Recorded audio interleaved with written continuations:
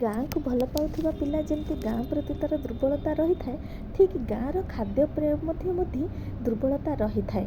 ନମସ୍କାର, ପ୍ରଣତି କ୍ରିଏସନ୍ ଚ୍ୟାନେଲକୁ ମୁଁ ଆପଣଙ୍କୁ ପ୍ରଣତି ସ୍ୱାଗତ କରୁଛି ମୋର ଏକ ନୂଆ ବ୍ଲଗ୍କୁ। ଚାଲନ୍ତୁ ମୁଁ ଆପଣଙ୍କ ସହିତ ସେୟାର କରିବି ଗୋଟେ ଶାଗ ଯେଉଁଟା ମୋ ପିଲାଦିନେ ଆମେ ଏଇ ଶୀତ ମାସରେ ଖାଇ ପିଇ ସାରିବୁ 4ଟା ବେଳେ ଆମେ ସବୁ ସାଙ୍ଗ ହେଇକି 4-5 ଜଣ ଝିଅମାନେ ମିଶିକି ଯାଉ ଆମେ ବିଲକୁ ଶାଗ ତୋଳିବା ପାଇଁ, ଯାହାର ନାଁ ହେଲା ମୋଟି ଶାଗ। ଆଉ ଗଲାବେଳେ ଆମର ଭାଉଜମାନେ ସବୁ ସାହି ପଡ଼ିଶାର ଭାଉଜମାନେ ଅର୍ଡ଼ର ଦେଇଦେବେ, ଝିଅ ମୋ ପାଇଁ ଆଣିବୁ, ସେ କେବଳ ନଣନ୍ଦ ମୋ ପାଇଁ ଆଣିବ ନହେଲେ ମାରିଦେବି। ଏମିତି ଟିକେ ଟାହି ଟାପରା ହଉ, ଥଟ୍ଟା ମଜାରେ ବହୁତ ମଜା କରୁ ଗାଁରେ ଯେତେବେଳେ ବିଲକୁ ଶାଗ ପାଇଁ ଯାଉ। ଏବେ ସିନା ମୋବାଇଲ ବହୁତ ଗୁଡ଼ିଏ ଏଣ୍ଟରଟେନମେଣ୍ଟ ପାଇଁ ଗୁଡ଼ାଏ ଜିନିଷ ରହିଛି, ସେତେବେଳେ ସେମିତି କିଛି ନଥିଲା। ଖରା ଛୁଟି ହେବ ଯଦି କି ଶନିବାର ରବିବାରେ ଆମେ ଖାଇ ପିଇ ସାରିବୁ, ପ୍ଲାନ୍ ଆଗରୁ ହେଇଯାଇଥିବ ଯେ ଆମେ ଶାଗ ତୋଳିବାକୁ ଯିବା ବୋଲି। ଆଉ ତା ପାଇଁ ଅର୍ଡ଼ର ବି ମଧ୍ୟ ହେଇଯାଇଥିବ ଅନ୍ୟ ଭାଉଜମାନଙ୍କର ଯେ ଆମ ପାଇଁ ଆଣିବ, ଆଉ ନ ଆଣିଲେ ବି ସେମାନେ ବାଟ ଚଲେଇ ଦିଅନ୍ତିନି।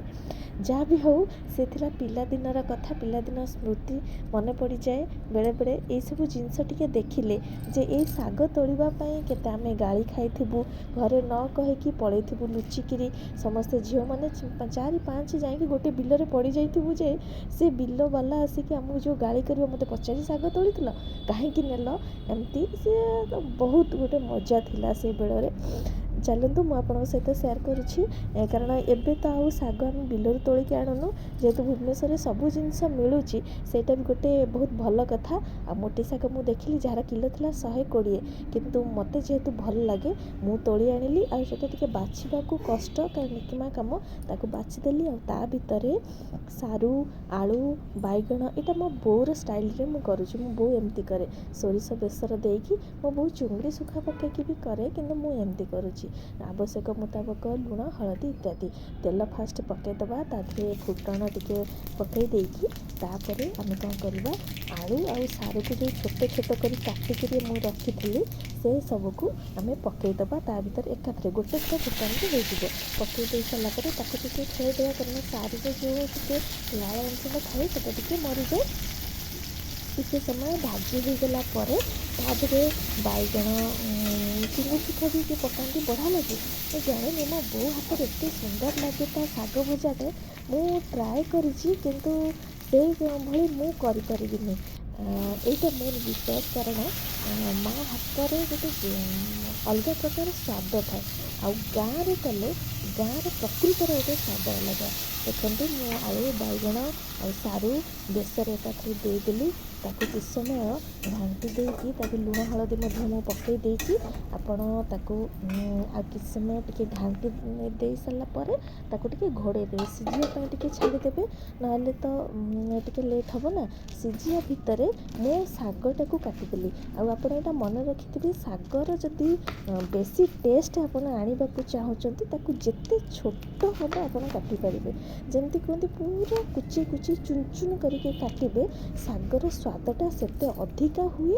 ଆଉ ଶାଗଟା କମ୍ ସମୟ ମଧ୍ୟରେ ସିଝିଯାଏ ବୋଲି ମୋ ବୋଉ କୁହେ, କାରଣ ମୁଁ ଫାଷ୍ଟ ଜାଣିପାରୁନଥିଲି ଯେ ଶାଗଟା ମୋ ସେତେ ଟେଷ୍ଟ ଲାଗେନି। ମୋ ବୋଉ କହିଲା ଯେ ଶାଗଟାକୁ ଯେତେ ଚୁନା ଚୁନା କରିକି କାଟିବ, ଆଉ ଶାଗର ସ୍ୱାଦଟା ସେତେ ବଢ଼େ।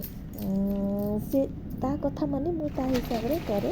ଯାହା ହଉ, ଯେ ସେ ପରିବା ସବୁ ସିଝି ଯାଇଛି, ତାପରେ ଶାଗକୁ ଯେଉଁ କାଟିକି ରଖିଥିଲେ ତାକୁ ସବୁତକ ଆମେ ପକାଇଦେବା, ପୁରା ଖେଳେଇକିରି ପକାଇଦେବା। ଗ୍ୟାସ୍କୁ ଟିକେ ସିମ୍ କରିଦେବା, କାରଣ ବେଶୀ ହାଇ ରହିଲେ ଶାଗଟା ବେଶୀ ସିଝିଗଲେ ଭଲ ଲାଗେନି। ଆଉ ଶାଗଟା ପକାଇ ସାରିଲା ପରେ ଟିକେ ଢାଙ୍କୁଣୀ ଦେଇଦେଲେ ଶାଗଟା ଟିକେ ଅଳ୍ପ ସମୟରେ ସିଝିଯାଏ। ଆଉ ଅଳ୍ପ ସମୟ ଦେବେ, ତାପରେ ପୁଣି ଆଉ ଟିକେ ତା ଆର ପଟଟାକୁ ଲେଉଟାଇ ଦେବେ, କାରଣ ନହେଲେ ଗୋଟେ ପଟଟା ପୁରା ନୀଳ ଦେଖାଉଥିବ, ଆଉ ଗୋଟେ ପଟଟା ସିଝି ଯାଇଥିବ। ଦେଖନ୍ତୁ ଗୋଟେ ପଟ ସିଝିଗଲାଣି, ଆଉ ଗୋଟେ ପଟ ମୁଁ ଓଲଟେଇ ଦେଲି। ଆଉ ଟିକେ ସମୟ ଖାଲି ଜଷ୍ଟ ସେମିତି ଆପଣ ଜଗିକି ଥିବେ, ଛାଡ଼ିକି ଶାଗଟାକୁ ଯେତେ ଯତ୍ନର ସହକାରେ କଲେ ସେତେ ଟେଷ୍ଟ ହିଁ ଲାଗେ। ତାପରେ ଆଉ ଟିକେ ସମୟ ଦେଇଦେବେ, ସେପଟଟା ସିଝିଗଲା।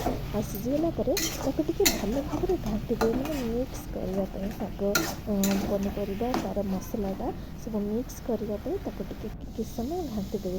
ଘାଣ୍ଟି ଦେଇ ସାରିଲା ପରେ ଦେଖନ୍ତୁ ଶାଗଟା ପୁରା ସବୁ ପରିବା ଶାଗ ଶାଗ ସବୁଗୁଡ଼ା ସିଝି ସାରିଲାଣି। ଏଇ ଆମର ଏବେ ରେଡ଼ି ହେଇଗଲା ମୋଟି ଶାଗ। ଟିକେ ଧନିଆ ପତ୍ର ଯଦି ଅଛି ଟିକେ ପକାଇଦେବେ, ଆଉ ଟିକେ ଭଲ ଲାଗିବ। ଆଉ ଯଦି ଆପଣଙ୍କୁ ମିଳୁଛି ଆପଣ ନିଶ୍ଚୟ ଟେଷ୍ଟ କରନ୍ତୁ। ଭୁବନେଶ୍ୱର ମାର୍କେଟରେ ହାଟମାନଙ୍କରେ ମିଳିଯାଉଛି, ଆପଣ ଆଣନ୍ତୁ, ଟେଷ୍ଟ କରନ୍ତୁ। ଦେଖନ୍ତୁ ଏଇଟା ଦେହ ପାଇଁ ବି ବହୁତ ଭଲ। ମୋଟି ଶାଗ ନିଜେ ଘରେ ଥରେ ବନାନ୍ତୁ ଆଉ ଟେଷ୍ଟ କରି କୁହନ୍ତୁ ଆପଣଙ୍କୁ କେମିତି ଲାଗିଲା। ରହୁଛି, ନମସ୍କାର।